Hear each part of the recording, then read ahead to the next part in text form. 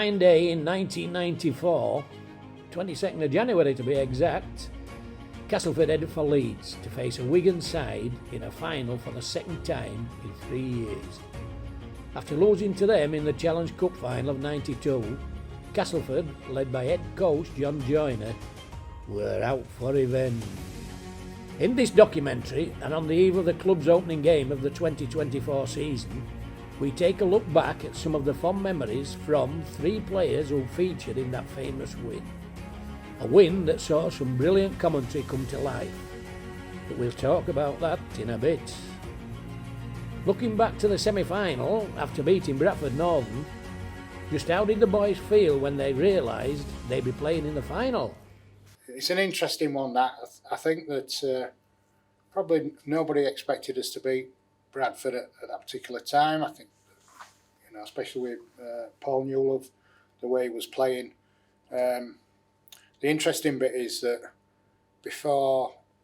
just before we went out to play, John Joyner pulled me to one side and just says, "You need to sort Newey out." And I said, "What do you mean? I need to sort him out?" I says, "You need to sort him out." I went, "All right then." So anyway, it was really awkward because obviously he being the centre and that, and me playing in the middle and that, I just need to find somewhere where I could get him man on man defensively, and the opportunity arose where I got caught on the short side, and I knew he carried the ball in. Anyway, I've gone up and tackled him, just grabbed him by the scruff of the neck and just gently pulled him towards me, and unfortunately our heads clashed. So I knew he went down, and everybody come running over, and I think David Hobbs was saying, "Oh, you broke his jaw, and so I'm saying, "Well, you a doctor or something, yo?" So he went, "Yeah, you broke his jaw." Anyway, the referee said to me, "Listen, Lee, if he gets up, you stay on, and if you don't get up, you're off." So anyway, I knew he got up. Fair play to him, he got back up, and he had a quiet game. I ended up getting man at match. Got an earful from the Bradford chairman when I went into the boardroom to get the award for the man at match and that. But yeah, that was a very strange game, but one that I think really set us up for the final. Yeah, I think we beat Bradford. I can't remember if it was midweek or a Sunday or whatever, but the old Odsall again. Not the best place to go, but we went there full of confidence. I think we'd been playing well in the lead up to that. Throughout maybe last 5 or 6 games, we'd been hitting the straps, so we were going there plenty of confidence. They had some big set of forwards and some good backs. Paul Newell were one of the big standout players, so we knew we'd got a lot on us plate, but we went there. We turned up again that day with some outstanding players as well, and came away with did the job in the semis, which was all of a sudden then it's home that you're in a major final for the first time for a while. So it was a great afternoon. The weeks leading up to the game tipped Wigan as odds-on favourites and Cass going into it as the underdogs. But Cass upset the apple cart and triumphed over them. Preparation throughout that week I remember very well because everybody seemed quite relaxed, and leading into the game I personally felt a little bit concerned that we maybe were a bit too relaxed. We certainly respected Wigan. We didn't fear them. Obviously during that period, that generation, they were by far from 1 to 24 within their squad the best team that was maybe playing rugby league in the world. But heading into the game and thinking back, there was a little bit an air of confidence about us. I can't really put my finger on why it was like that, but we'd beaten them in the league during that campaign.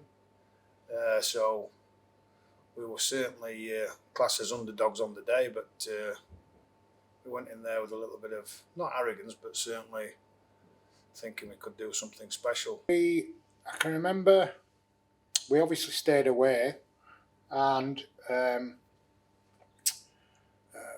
the build-up was really, I think the week of the build-up was really good, and everybody was really positive, and I think you could sense something was going to happen. Probably not the way that it did happen, but for me, you know, I think about 2 or 3 months ago we played Wigan down here and we beat them quite convincingly, and so I think from a team point of view we weren't frightened of them. We knew they were a great side, but we'd already beaten them once, and we need to know what we needed to do. So I think that obviously the build-up for that was really good. I think it was really positive, and obviously, you know, playing at Headingley, full house, and that massive amount of cast supporters there. So, you know, it was just a great build-up.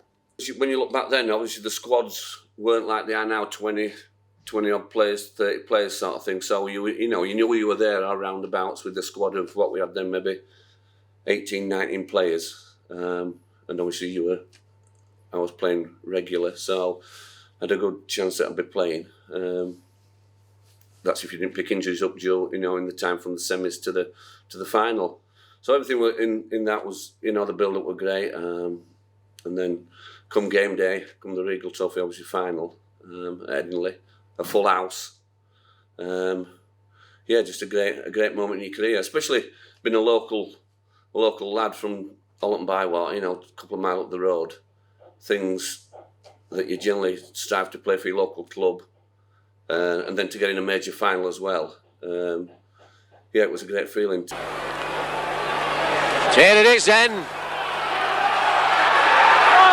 Wigan playing with a big win in first half. Castle turned to have it in second.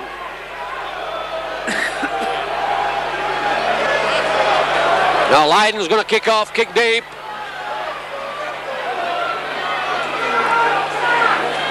See Stedman getting plenty of bombs early on, but testing him out.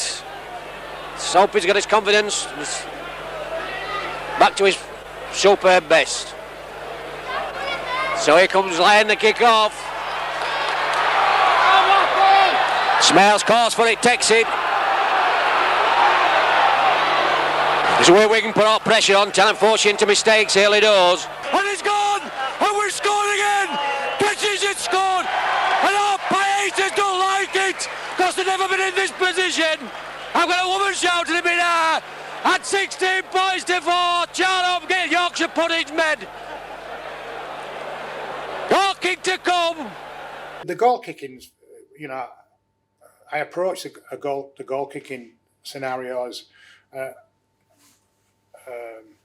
they either go over or they don't go over, and you know, and it never fazed me. So if I missed one, I just had to reassess why I missed it. But you know, it never really upset me. But the only time I've been upset was about missing goals was in the the 85 Challenge Cup final against Wigan when I played at Hull, and I missed 4 kicks out of 5, I think it was, or 6, and that upset me. But other than that, you know, I've kicked some really good goals, and I've missed some really daft goals.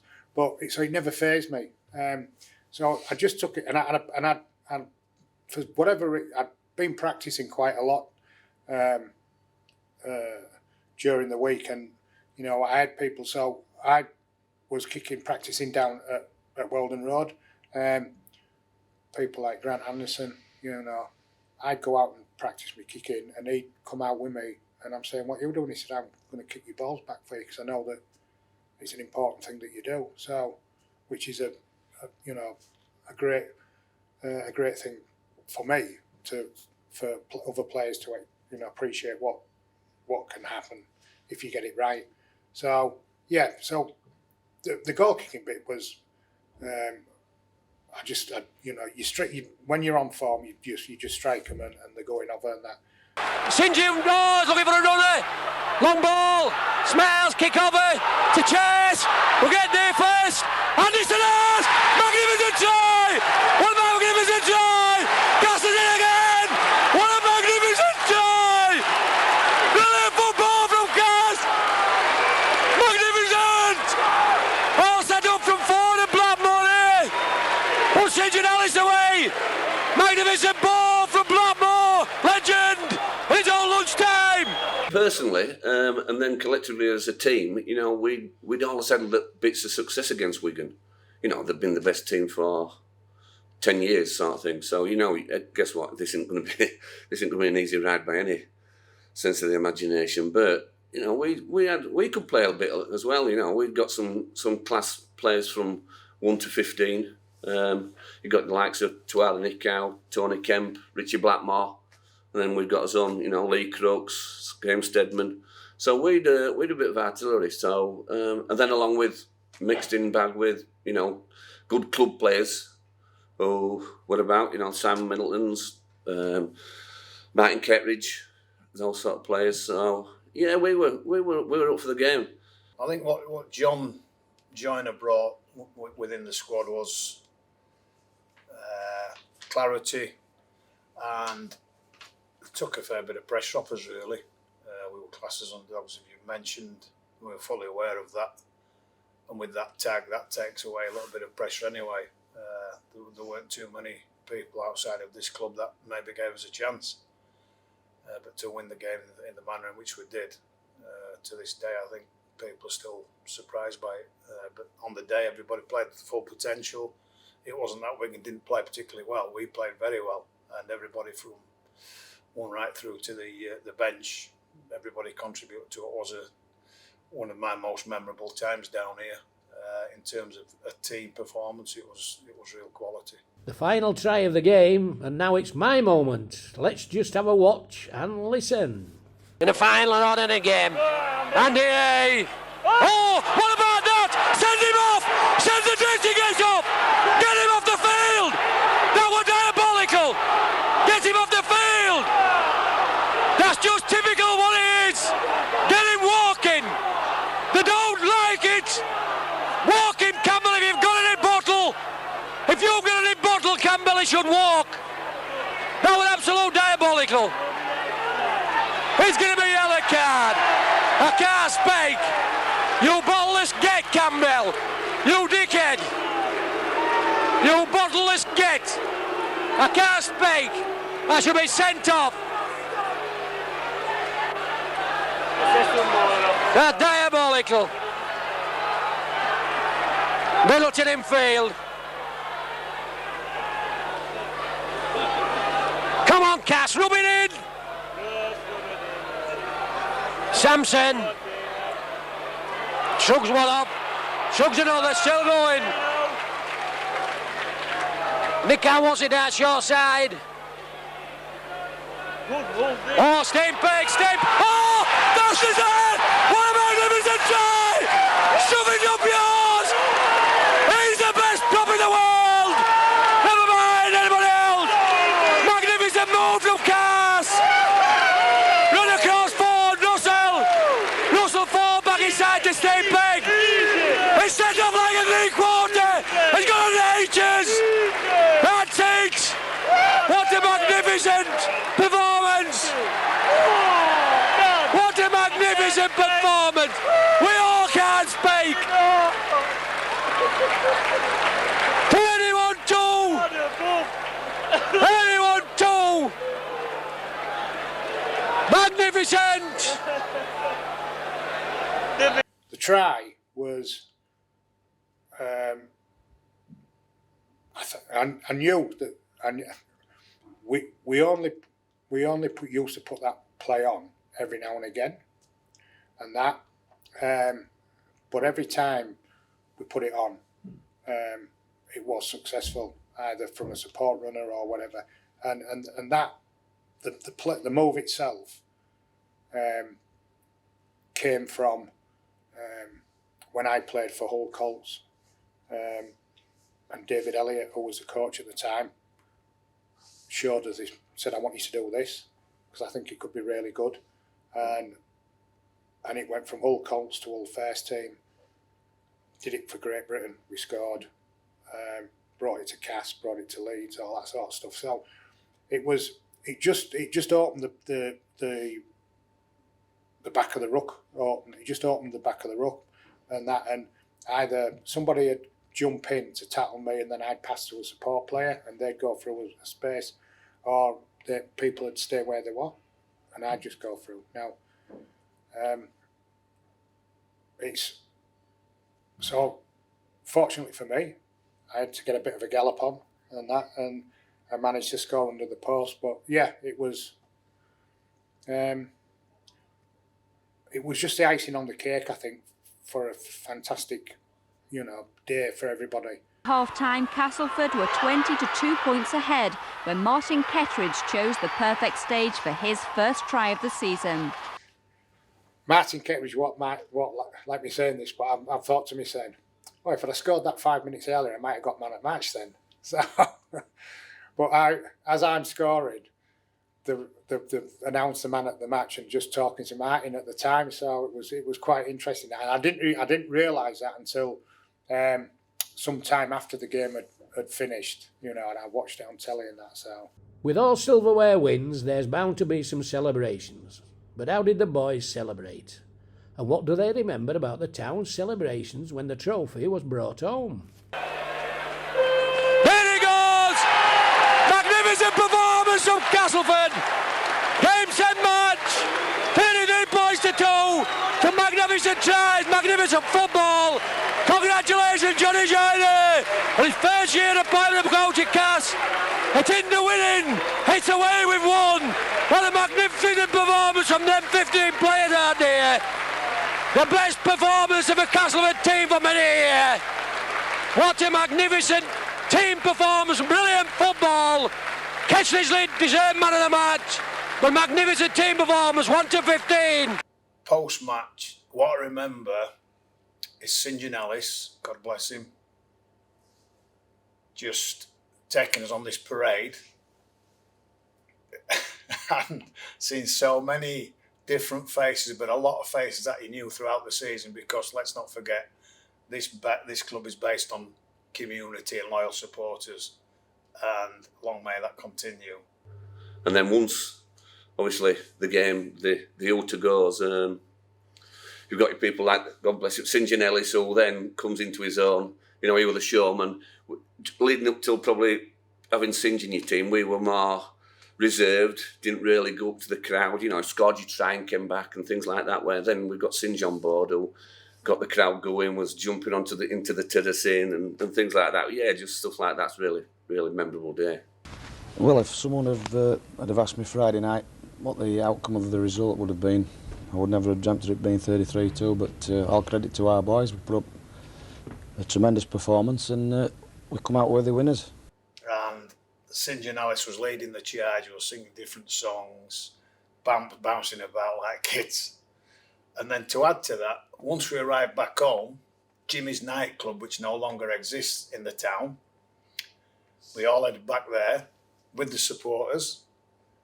St John Ellis asked the DJ to have the night off. He took over the decks. He was in charge of music. And the place was in absolute uproar. And it was absolute bedlam, but a night that we've never forgot. Myself, my partner at the time, friends and family that were in there, and obviously the teammates and all the support staff. It was just a memorable occasion. The full day was just special. The media coverage to start off with, so there was that many people cramming around to get interviews and that. So, and I can remember I'm doing interview after interview after interview, and the pitch has been full of Cass supporters. And by the time I'd got into the dressing rooms, everybody had supped all the champagne and all that sort of stuff. So I were a bit peed about that. But coming back was just a fantastic feeling, because we got on the bus and we got to the end of Weldon Road, and it was just full of Castleford supporters, and we just had to, we managed to get, manoeuvre our way down, and outside the ground, it was just full, and the bars inside were full. It was just unbelievable, and I think that from a player's point of view, and I'd defy any player, no matter what standard of player they were, and whether they play for Great Britain loads of times or whatever, I'd defy anybody to not be emotionally overwhelmed with the amount of support that was here when we got back, and the support that was at the ground as well, because Cas fans are really special. That day in '94, D Ream were top of the charts with Things Can Only Get Better. But that day, things couldn't have been any better for the mighty Cas. The world reacted, and the TV headlines and the team's triumph that day plastered all over it. Hello, Castleford Rugby League. The club has been fielding congratulations all day. Oh, thank you very much. It was brilliant, wasn't it? Oh, yeah, fantastic. Faxes from throughout the world of rugby league reflecting widespread delight that Wigan had been put in their place. The mayor was there to see it. I'm really proud of all the boys, and I don't know when it did, but we're arranging a civic reception for them. No one expected Castleford to thrash Wigan. For coach John Jonah, it was a personal triumph. We'll hear from him in a moment. But today, the folk of Castleford have been walking with a real spring in their step. We found a few characters as well. That performance on Saturday is the finest performance of any Castleford team that's ever played down the lane. Great. I'm not a rugby fan, but I right enjoyed it. I enjoyed it. But I lost 10 bob. What do you mean you lost 10 bob? Because I thought the Fives were going to go up and go for the try. I didn't want him to do, but I thought he'd have gone up for me try. This is a good runner. All right, brilliant. Lee Crooks certainly was brilliant on Saturday and gave his own tribute to the fans. There's a lot of unemployment around here, especially with the pits closing, etc. But you could feel the lift that it give everybody in the town, and I think that it is a close-knit community, it is a big family, and when we were walking around the field after the end of the game, we could see so many people that we actually knew. It just made it feel more and more like a big family. I can't believe that Nick I can carry that thing, because I can't even hold it in one hand, let alone anything else. I mean, what does it mean to Castleford people to get that trophy, John? Oh, it means a great deal. It's the first major trophy of the season. We've been written off a little bit this year that we're inconsistent. I think we've proved a few people wrong, and it means a great deal, yeah. Now, the start was so important. Let's have a look back at that first 10 minutes or so, which probably actually won you the game. The first try, good one, wasn't it? Very good, yeah. Good work by Tawara here. Good ball to Richie, who drew in the support and unloaded for T to score the try. Now, the second try was well created, I thought, by Smales. Lovely kick, wasn't it? Yeah, Mike Ford took the wrong option at first, then got a good ball to Ian Smales. Good kick and great hands by Grant Anderson. It's a big family at Castleford. You know more than anybody about that, of course, because you've been involved in it for a long, long time. It does mean so much to the town, doesn't it? Yeah, as Lee says, there's a lot of unemployment in the town, and any benefit we can give them through the Rugby League club, they're welcome to it, yeah. Okay. It was a tremendous day for all involved in the club, the town and the people of Castleford. I have very fond memories of that day and those that followed. The famous victory over Wigan will live in the memory of many people, and the spirit of that still shines through.